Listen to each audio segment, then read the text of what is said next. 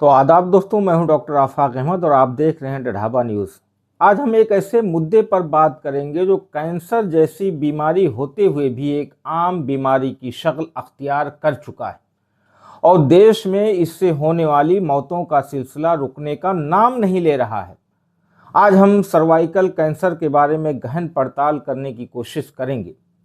हम आगे बढ़ें इससे पहले मॉडल पूनम पांडे को लेकर बात कर लेते हैं। सोशल मीडिया पर यह अफवाह फैलाई गई थी कि मॉडल और एक्ट्रेस पूनम पांडे का सर्वाइकल कैंसर की वजह से निधन हो गया है। इस खबर ने सभी को चौंका दिया था, लेकिन कुछ ही समय बाद पूनम पांडे ने खुद सामने आकर बताया कि ये एक डेथ होक्स यानी झूठी मौत की खबर थी और उनका मकसद सर्वाइकल कैंसर के बारे में लोगों को जागरूक करना था। हालांकि इन सब वाहियात हरकतों पर मेरा विश्वास नहीं रहा है, भले वो जागरूकता फैलाने की गरज से किया गया। खैर, एचपीवी यानी ह्यूमन पैपिलोमा वायरस यौन संपर्क यानी सेक्सुअल कॉन्टैक्ट से फैल सकता है और ये वायरस महिलाओं और पुरुषों दोनों को हो सकता है। ह्यूमन पैपिलोमा वायरस एचपीवी एक बहुत आम सेक्सुअली ट्रांसमिटेड इन्फेक्शन है। ये पुरुषों और महिलाओं दोनों में हो सकता है, लेकिन महिलाएं इससे ज़्यादा प्रभावित होती हैं, खासकर सर्वाइकल कैंसर के रूप में। अब आइए समझ लेते हैं कि क्या एचपीवी लड़कों से लड़कियों में फैल सकता है। हाँ, अगर किसी पुरुष को एचपीवी है और वो यौन संबंध बनाता है तो ये वायरस महिला को संक्रमित कर सकता है और अगर ये संक्रमण सर्विक्स तक पहुंच जाए और लंबे समय तक रहे तो वो सर्वाइकल कैंसर का कारण बन सकता है। और क्या पुरुषों को भी एचपीवी से कोई खतरा होता है? हाँ, एचपीवी से पुरुषों में भी पेनाइल कैंसर यानी लिंग का cancer, anal cancer, throat cancer जैसे रोग हो सकते हैं। हालांकि ये बहुत कम पाए जाते हैं। महिलाओं में इस कैंसर का पता अब तक रेगुलर स्क्रीनिंग यानी पैप स्मीयर टेस्ट के जरिए किया जाता रहा है। दिल्ली के all India medical institute AIIMS के डॉक्टर्स ने सर्वाइकल कैंसर के मरीजों के लिए एक नया ब्लड टेस्ट तैयार किया है, जिससे ये पता चल सकता है कि इलाज असरदार है या नहीं। ये टेस्ट उन महंगे और तकलीफदेह टिश्यू बायोप्सी की जगह ले सकते हैं जो अभी तक सर्वाइकल कैंसर की मॉनिटरिंग के लिए यूज हो रहा था। एम्स के डॉक्टर्स ने अपनी रिसर्च में बताया है कि इस टेस्ट में मरीज के खून के सैंपल से ट्यूमर सेल्स का एनालिसिस किया जाता है। ये एक ऐसी टेक्निक है जो बीमारी की शुरुआत में ही अलार्म सिग्नल दे सकती है। इस रिसर्च के क्लिनिकल ट्रायल के नतीजे नेचर ग्रुप के जनरल साइंटिफिक रिसर्च में छपे। सर्वाइकल कैंसर सर्विक्स में होता है, जो यूटेरस यानी गर्भाशय को योनि यानी वेजाइना से जोड़ता है। जब सर्विक्स की कोशिकाएं यानी सेल्स असामान्य रूप से बढ़ने लगती हैं और कैंसर बना देती हैं तो उसे सर्वाइकल कैंसर कहते हैं। WHO के मुताबिक ये महिलाओं में होने वाला चौथा सबसे कॉमन कैंसर है।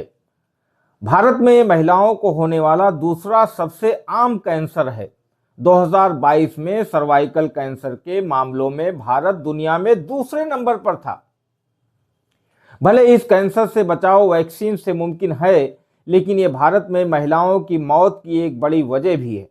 हर 8 मिनट में एक महिला इस बीमारी से अपनी जान गंवा रही है। डॉक्टर मयंक सिंह बताते हैं, भारत में सर्वाइकल कैंसर की वैक्सीन अभी भी बहुत कम महिलाओं को लगी है। इसी वजह से भारत इस बीमारी और इससे होने वाली मौतों में सबसे आगे है। वो कहते हैं क्योंकि भारत में वैक्सीनेशन रेट कम है, इसलिए शुरुआती स्टेज पर ही इस बीमारी को पकड़ना बेहद ज़रूरी है। ज़्यादातर मरीज तब हॉस्पिटल आते हैं जब ये कैंसर एडवांस स्टेज में पहुंच चुका होता है। इस रिसर्च का सबसे अहम हिस्सा है एचपीवी यानी human papilloma virus DNA levels की मॉनिटरिंग। एचपीवी एक ऐसा वायरस है जो सर्वाइकल कैंसर के ऑलमोस्ट सभी केसेस में पाया जाता है। एम्स के डॉक्टर्स ने इस स्टडी में 60 सर्वाइकल कैंसर पेशेंट्स और 10 हेल्दी महिलाओं का ब्लड सैंपल लिया था। 3 महीने बाद ट्रीटमेंट के बाद कैंसर मरीजों में वायरल डीएनए की मात्रा हेल्दी महिलाओं के बराबर हो गई थी। डॉक्टर सिंह आगे कहते हैं, ये नतीजे इसलिए अहम हैं क्योंकि सर्वाइकल कैंसर में कोई स्पेसिफिक मार्कर नहीं होता जो बताए कि इलाज काम कर रहा है या नहीं। इसी वजह से बार बार पेनफुल बायोप्सी करानी पड़ती है। उन्होंने बताया कि इस नई टेक्निक को लिक्विड बायोप्सी कहा जा रहा है और इसकी कॉस्ट लगभग 2500 रुपये आएगी। इसमें सिर्फ 5 ml खून लिया जाएगा, यानी ट्रेडिशनल बायोप्सी से कहीं ज़्यादा पेनलेस और सस्ता होगा। हालांकि वो ये भी मानते हैं कि ब्लड टेस्ट की वाइड स्प्रेड अवेलेबिलिटी के लिए डायग्नोस्टिक इंफ्रास्ट्रक्चर की ज़रूरत होगी, जो फिलहाल इंडिया के रूरल हेल्थ सेंटर्स में नहीं है। एम्स के डॉक्टर्स इस टेस्ट को और एक्यूरेट बनाने के लिए रिसर्च के अगले फेज में काम करेंगे, ताकि एचपीवी के अलावा दूसरे म्यूटेशंस भी डिटेक्ट किए जा सकें। डॉक्टर सिंह ने बताया कि टेस्ट को क्लिनिकल यूज में लाने से पहले एक और ग्रुप पर ट्रायल किया जाएगा। वो कहते हैं, दुनिया भर में सर्वाइकल कैंसर पर 3 और अलग अलग स्टडीज पब्लिश हुई हैं और उनमें भी ऐसी ही प्रॉमिसिंग रिजल्ट्स मिले हैं, इसलिए इस टेस्ट से काफी उम्मीदें। अब सवाल उठता है, सर्वाइकल कैंसर होता क्यों है और इसका इलाज क्या है? WHO कहता है कि 99% केसेस में इसका कारण HPV वायरस होता है, जो सेक्सुअल कांटेक्ट से शरीर में आता है।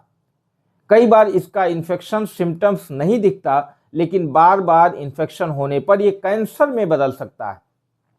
कई स्टडीज से यह साबित होता है कि HPV वैक्सीन इन्फेक्शन को 10 साल तक रोक सकती है और एक्सपर्ट्स मानते हैं कि इससे लंबे समय तक बचाव संभव है। बच्चों को ये वैक्सीन सेक्सुअल एक्टिविटी शुरू होने से पहले लगवानी चाहिए, क्योंकि ये सिर्फ इन्फेक्शन को रोक सकती है, वायरस को कभी खत्म नहीं कर सकती। WHO कहता है कि भले ही HPV इन्फेक्शन से सर्वाइकल कैंसर हो जाए, लेकिन ये सबसे ज़्यादा ट्रीटेबल कैंसर्स में से एक है, अगर समय पर डायग्नोसिस और सही इलाज मिल जाए। भारत सरकार यूनिवर्सल इम्यूनाइजेशन प्रोग्राम में इस वैक्सीन को शामिल करने पर काम कर रही है। 2022 में भारत ने अपनी पहली indigenous HPV vaccine Cervavac launch की थी। इसके बाद सरकार ने राज्य सरकारों को निर्देश दिया था कि 9 से 14 साल की लड़कियों को स्कूलों और हेल्थ सेंटर्स में ये वैक्सीन दी जाए। डॉक्टर्स ये भी सलाह देते हैं कि 9 से 14 साल के लड़कों को भी HPV वैक्सीन लगवानी चाहिए, ताकि इस वायरस से जुड़ी बीमारियों का फैलाव रोका जा सके। उम्मीद है कि जानकारी आपको पसंद आई होगी। आशा है कि आप अपने परिवार और आसपास के लोगों को इस विषय में ज़रूर सतर्क और जागरूक करेंगे, ताकि ये बीमारी असाध्य स्थिति तक पहुंचने से पहले ही पहचान ली जाए और उसका इलाज मुमकिन हो सके। साथ ही हम महिलाओं को इसके प्रति सजग बनाकर उन्हें सुरक्षित भविष्य की ओर ले जा सकें। शुक्रिया।